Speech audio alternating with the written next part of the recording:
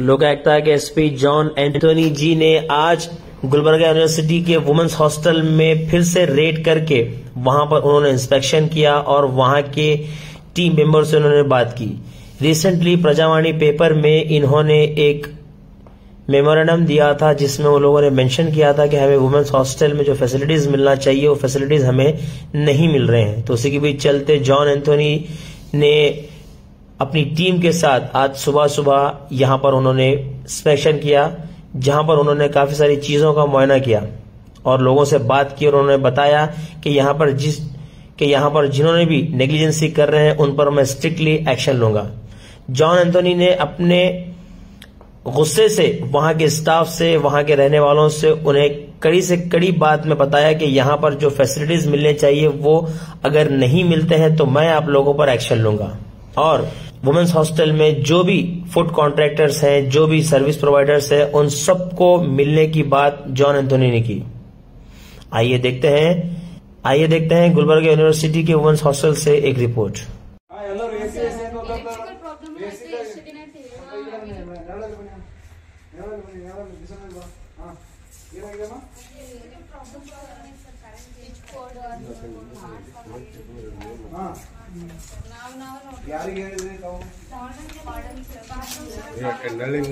Bathrooms block ಆಗ್ತಾ ಇದಾವೆ.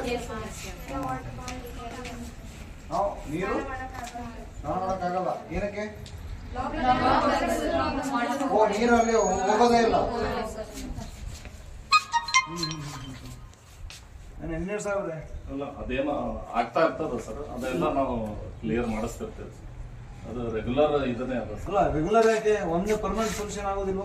Permanent solution ಅಂದ್ರೆ ಡ್ರೈನೇಜ್ ಪೂರ ಎಲ್ಲ ಚೇಂಜ್ ಮಾಡಿಸಿ ಶಾಂಪೂ ಚಿಟ್ಟಿ ಅವು ಬರ್ತಾವ ಸರ್.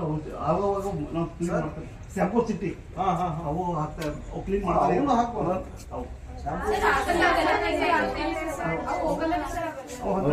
ಜಾಲಿ ಹಾಕಿ ಒಳಗೆ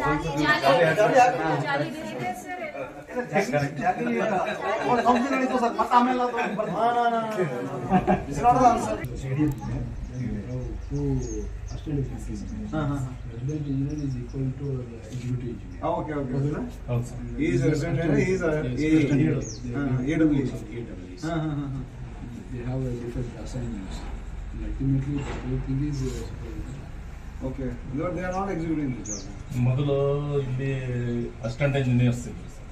ಅಲ್ಲ ಮೊದಲಿನ ವಿಡಿಯೋ ನಾವು ಇಲ್ಲ ಸರ್. ಮೇಸ್ತ್ರಿಗಳಿದ್ರು